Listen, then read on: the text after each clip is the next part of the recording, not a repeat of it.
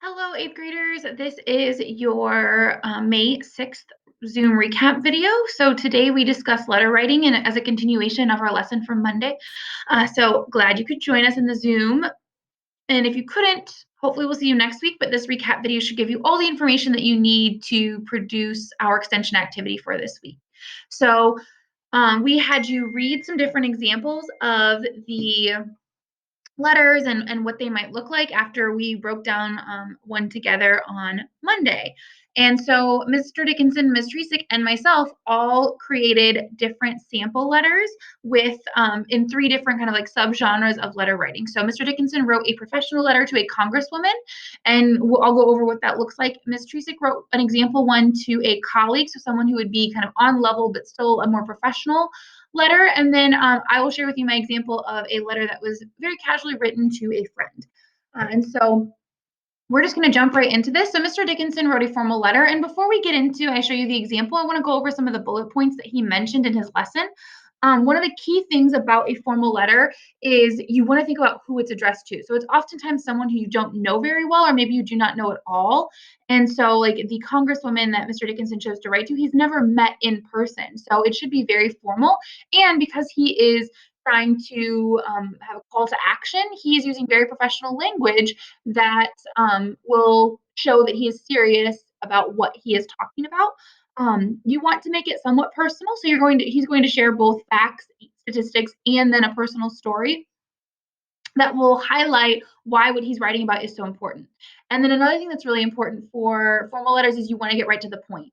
People like congresswomen or representatives or anyone in kind of like a job where they deal with constituents or citizens has an abundance of emails and letters. And so you want to make sure that yours stands out and gets right to the point so that they take it seriously.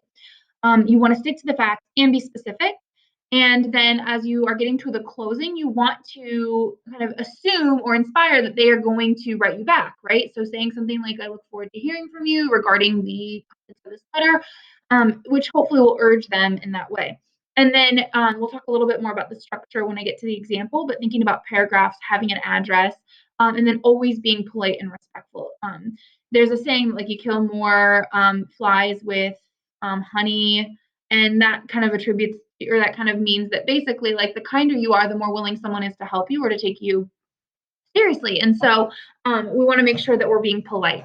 And so his example here, I'll click on this, was written to a congresswoman, and you'll notice that he had to do some research, and he has included her address as well as a very formal greeting or opening salutation, right? And then right off the bat, he introduces himself. My name is Blake Dickinson, and he says what he does for a living, and it kind of ties to why he's writing this letter.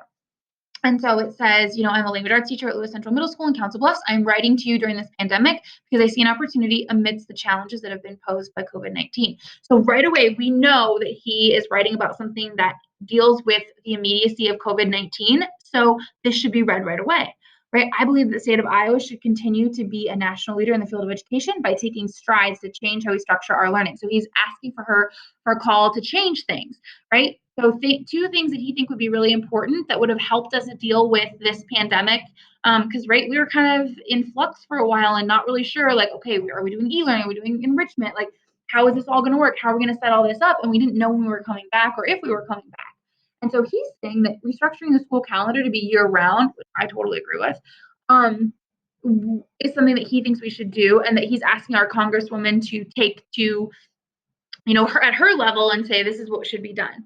And so it's also, he thinks that we should create a permanent e-learning platform so that if any instance like this were to happen, even if it's just snow days or some reason that like you have to be out of school, that there is an option for us to continue with education that isn't, that there's a plan in place and a protocol to follow, because we've all just kind of been learning as we go through this. And you'll notice that he kind of wrote himself notes off to the side here. And so then he goes on, and you'll notice that he has created a list, he has paragraph structure, and he gets right to the point, and they're very short paragraphs. And then he says one of the things that he would include here, where this proven, is he would provide the actual statistics. So after going back and rereading and doing a little more research, he would add that in there.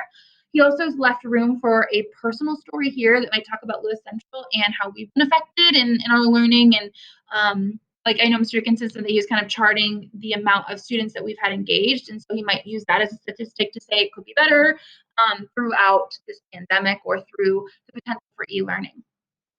Right. And then the last thing is just kind of that little personal piece is he did research. He was an educator, right?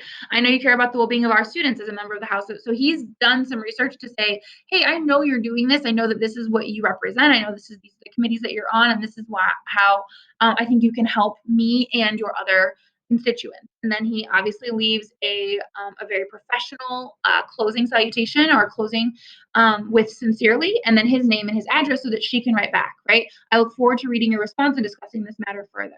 So it's one of those things where he's kind of saying, I expect to hear back from you. And so that is the hope there. And so that is what a professional letter would look like. Again, you would keep this structure if you were writing to someone who is in a very high position of authority, someone you don't know very well, or someone you don't know at all, and especially if you're requesting something from someone professionally. The next one that I want to share with you is one written by Ms. Tresick. And so some of the aspects that you would include in an email or a letter to a colleague. So this is someone that you know relatively well, but maybe not someone that you work with on a daily basis. So Ms. Tresick gave the example of when we work with people like instructional coaches or maybe from other grades. Like Ms. Tresick, Mr. Dickinson and myself, when we email and text back and forth, it's very casual because we are friends outside of school. And we also work together so closely that we don't always say, Mr. Dickinson and Ms. Tresick, or whatever that might be, because we're so used to that quick communication. But someone that you work with, but maybe not as closely, you're going to want to keep a more professional sound, right? So she structured hers like an email because that's really common for the digital age when you're speaking with coworkers. And like I kind of mentioned, it's this hybrid of friendly to professional, or friendly and professional, and it's going to look slightly different depending on the purpose. So here's, for example, and like I said, she structured it like an email. It is in a Google document, but this could be in an email. And so one of the things that you'll notice here as this pulls up is that she's included the email here, obviously a fake one, and then the subject line. You want to make sure that you, when sending an email, it's really important for you to put the subject, because if you just see a no subject, I'm not always apt to read those right away. I get those a lot from students, so I kind of know that it's probably something that is important.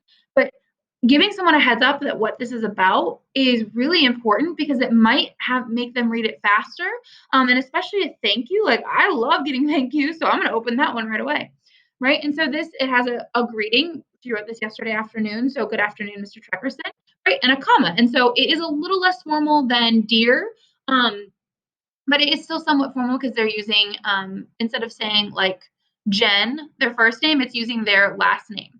And then it's structured in 3 very short paragraphs, right? Thank you so much for meeting me regarding our upcoming plans for distance learning. I know that this is not the method we're used to, and I wanted to share how thankful I am for your guidance in ensuring the team's success in both developing and implementing new learning strategies over such a short time frame, right? It gets right to the point. Same thing with Mr. Dickinson. They jump right in and identify why this communication is taking place. And then Ms. Dresdick noted when she was teaching in our Zoom that she could have ended it right there, but she wanted to open it up for potential for collaboration in the future. So she cites specifically how important that work was and that she looks forward to working again in the future. And then a final thank you, right? And then sincerely. So again, it's a little bit more professional, but you can tell that these people know each other and obviously they've worked together. And the last one that I wanted to share with you is the one that I wrote, and it's an example of a very casual letter to someone that I know really well. And so if you'll notice that there's a lot of shorthand that was included, meaning slang or fragmented sentences, it still does contain a greeting and a closing, right? That's something that's important in any letter. And then you'll notice that it's structured with paragraphs and then line breaks between paragraphs. One of the things that is unique about this kind of letter is that there's really not a need to introduce myself or to kind of talk about the purpose, because it is just a casual conversation, right? And I hand wrote mine because I'm going to send this letter to my friend, and I would handwrite it. I wouldn't print something. I wouldn't type something up and then print it, right? This would be something that is more heartfelt and a little bit more personal. And so my handwriting would be, I'm not trying to act professional, right? And so her name is actually Tori Graham, but her maiden name is Tori Torrance. And so her nickname for as long as I've known her is we've always called her Torrance. And so I got together with a group of friends over Zoom from college, and we were chatting, and so we talked about how like it would be so nice to send letters to one another, and so that's what we decided to do. And so this is my first letter to Corey, and I go on to say, like, it was so great to see her via Zoom and talking about her daughter and how I can't believe how big she's gotten and that I haven't seen her in so long because, we've been unable to travel. And then I go into like, saying like, oh gosh, remember when I showed you this in our Zoom and I'm trying to stay busy. And then my next paragraph, I talk about how like I'm really sad that we don't get to take our annual trip. So her, myself, and our friend Laura normally take a trip every year, oftentimes to Colorado, or sometimes we've gone to Florida, or sometimes it's just to Chicago where they live and I get to travel there. They come to Omaha. And so we aren't getting to do that because one, we're trying to stay away from those things, and we're trying to limit our exposure and who we're around. And so I just mentioned like, oh, we should try a camping trip that our other friend and I have talked about, and I mentioned her and her husband, or that she should bring her husband and her daughter. And then the last thing I kind of say, like, again, it was so wonderful to see you. And I kind of make a joke about her niece and the classes that her niece is hosting dance classes for us. And so I make a joke about that. And then I just say that I really want to hear from her. And then I just sign with a heart and my name. So you'll notice I sign Jenny. I go by Jen in professional settings, and most people I know now, but most of my college friends call me Jenny, and so that is what she knows me as, and that's what I call myself to her. So it's again a lot more personal, but I still have the opening and closing. And so you can see the differences between these three different letters. So it's the same genre, but within the genre, there's a lot of different ways that you could send a letter. And so I've also included in this slide how you would address an envelope. So if you wanted to physically send the letter printed out or written out, you would put your address in the top left-hand corner. That's obviously not my real address, but you would put your name. I just always put my first initial, last name, my street address, and then you would add your apartment number if you have one of those, or condo number, whatever it is, and then city, state, and zip code. Same goes for the person that it's to, and that goes right in the center of the envelope, and it's written a little bit bigger. And obviously that's not her address either, but it follows the same structure. And so your mission for this week is, one, share the Padlet link. We sent that out via Google Classroom. We forgot to do it on Monday, so sorry about that. So fill that out. It is linked in Google Classroom already. And then pick one of the letter styles shown in the examples and write your letter and upload that to your Padlet. If you're handwriting it like I did, take a photo of it and then upload it that way. And maybe you can put a couple comments of like why you wrote or who it was to, and why you decided to handwrite it. Or if you're typing it, just copy and paste it over in your Padlet like we did our poetry in motion. So you should those couple things, and then we're going to kind of switch gears on Monday. But be sure to check in on Friday for your Friday Flipgrid. So if you have any questions, please email your teacher. We are happy to help, and hopefully we'll see you on Monday's Zoom. Have a great day, guys.